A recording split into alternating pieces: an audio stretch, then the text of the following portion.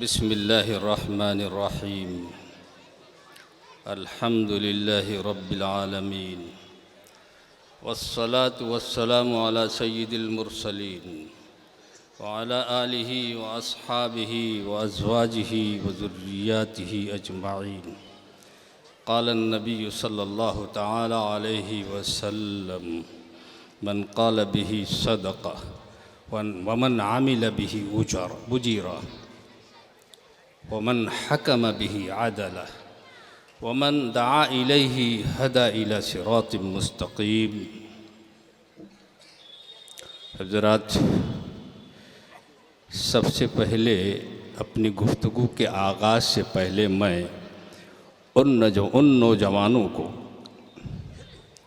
جنہوں نے ابھی اپنے مہمانوں کا استقبال کیا ہے، میں ان کے لیے یہ دعائیہ کلمات کہ دلوں کو مرکز مہر و وفا کر، دلوں کو مرکز مہر و وفا کر، حریم کبریا سے آشنا کر، جسے نان جمی بخشا ہے تو نے، انہیں بازوئے حیدر بھی عطا کر.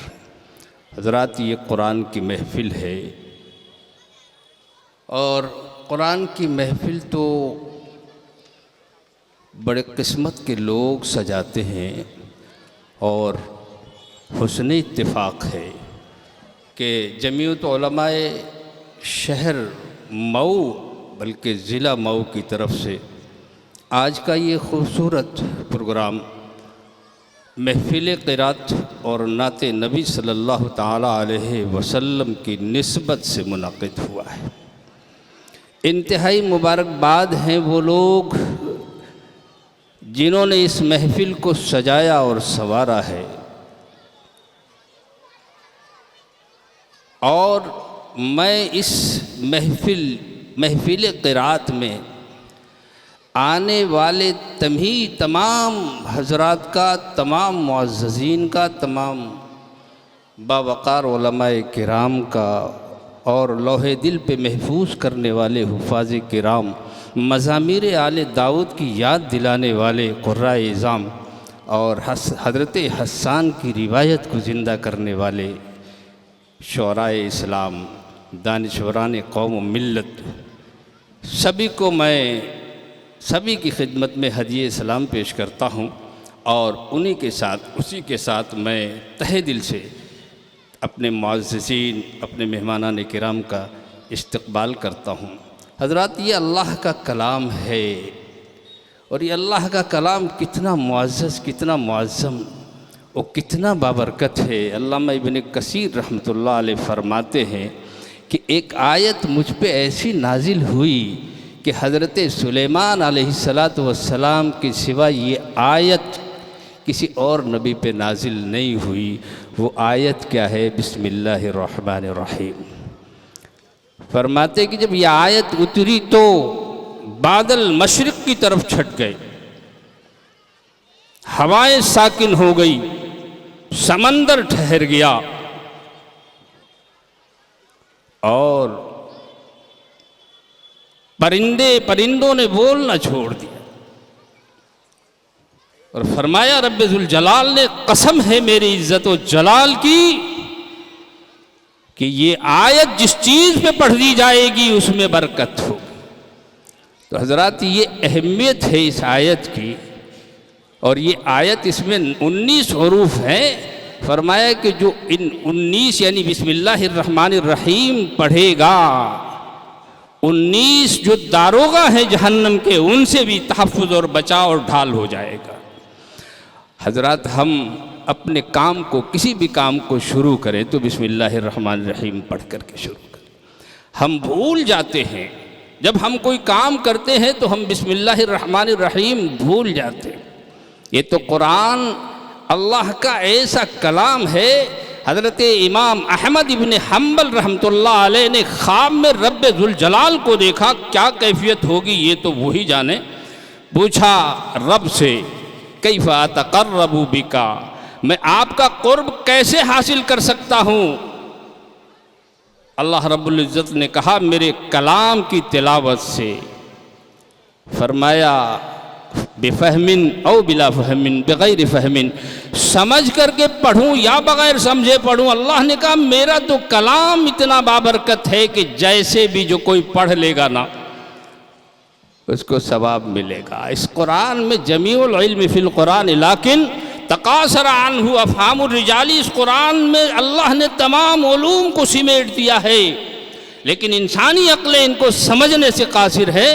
اس میں جب آدمی غور کرتا ہے، اگر ایک ڈاکٹر غور کرتا ہے اور دیکھتا ہے فجعلناہ سمیعا بصیرا، اللہ نے اپنے کلام مقدس میں یہ فرمایا ہے کہ ہم نے انسان کو سننے والا دیکھنے والا بنایا، تو اس کی نظر ہی جاتی ہے کہ اللہ نے سمیع کو پہلے ذکر کیا۔ اس پہ تحقیق کی جائے کہ واقعی یہ سمیع پہلے اللہ نے کیوں ذکر کیا۔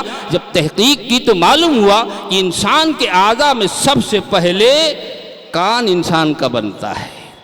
تحقیق کرنے والے تو قرآن سے تحقیق کرتے ہیں، اور جیسا جو آدمی ہوتا ہے نا اس کے مطلب کی چیزیں اس میں مل جاتی ہے۔ ایک آدمی آ رہا تھا، ایک مولوی صاحب آ رہے تھے، وہ ٹریفک پولیس جو ہے نا، انہوں نے کہا مولوی صاحب رکیے۔ مولوی صاحب رک گئے، کہنے لگے کہ بھائی کاغذ دکھاؤ۔ کاغذ دکھایا تو انشورنس ختم ہو گیا تھا۔ کہہ لے مولانا چالان کٹے گا۔ انہوں نے کہا حضور میں کل بنوا لوں گا۔ بولے نہیں کچھ نہیں، چالان کٹے گا۔ ارے سرکار میں کل بنوا لوں گا۔ بولے نام بتائیے۔ انہوں نے کہا چاہے لکھ لیجئے نام، قطعی السجل للکتب۔ اب وہ تو مولانا کو دیکھ رہا ہے کہ یہ نام کتنا ٹیڑھا ہے، کیسے اس کو لکھ پاؤں گا۔ اسے تو دیکھ رہا ہے، کہنے لگا جی باپ کا نام بتائیے۔ کہنے لگے امم ممم معک۔ سر کو کھجایا، بولے مولانا جاؤ کل بنوا لینا۔ تو حضرات ہر چیز کا جواب اس میں مل جاتا ہے۔ میں اس پہ اگر گفتگو کروں گا تو بہت لمبی بات ہو جائے گی، اور میرے پاس نہیں، اس اجلاس کے پاس وقت کم ہے۔ اس لیے حضرات میں اس محفل کی صدارت کے لیے سوچتا ہوں زیادہ نہیں بولوں گا، ہے نا، آپ گھبرائیں نہیں، بولوں گا تو بہت دیر ہو جائے گی گفتگو میں، کہ قرآن تو ایسا اللہ کا ذخیرہ ہے، یہ تو دستور حیات ہے، منشور حیات ہے، اور اسی کے حکم پر چل کر ہم اپنی زندگی کو کامیابی کی راہوں سے ہمکنار کر سکتے ہیں۔ تیرے دریا میں طوفان کیوں نہیں ہے؟ ہم نے قرآن کو چھوڑ دیا، اس سے محبت چھوڑ دی، اس سے تلاوت چھوڑ دی۔ تیرے دریا میں طوفان کیوں نہیں ہے؟ خودی تیری مسلمہ کیوں نہیں ہے؟ ابس ہے شکوے تقدیر یزداں، تو خود تقدیر یزداں کیوں نہیں ہے؟ آپ قرآن سے قرب حاصل کیجئے۔ قرآن کا مہینہ آ رہا ہے، اسی مہینے میں قرآن نازل ہوا ہے۔ حضرات یہ پیغام میں آپ کو دے کے جا رہا ہوں کہ قرآن کی تلاوت کو اپنا زندگی کم سے کم رمضان میں، جبکہ رحمتوں کا موسم ہے، بہاریں جھوم کر کے برستی ہیں، ایک فرض نماز کا ثواب 70 گنا ملتا ہے، ایک نفل کا نماز فرض کے برابر ملتا ہے۔ تو یہ یاد رکھیے کہ فرائض اور واجبات کے بعد سب سے اہم عبادت قرآن مقدس کی تلاوت ہے۔ اس لیے آپ اس سے قریب ہو جائیے، اس سے رشتہ جوڑ لیجئے۔ ٹوٹے رشتے وہ جوڑ دیتا ہے، بات رب پہ جو چھوڑ دیتا ہے، ان کے لطف و کرم کے کیا کہنے، لاکھ مانگو کروڑ دیتا ہے۔ تو حضرات آپ تو آئیے، رمضان کا مہینے کا استقبال اس قدر عمدہ طریقے پہ کیجئے کہ رمضان بھی جو ہے آپ پہ ناز کرے اور آپ رمضان پہ ناز کریں۔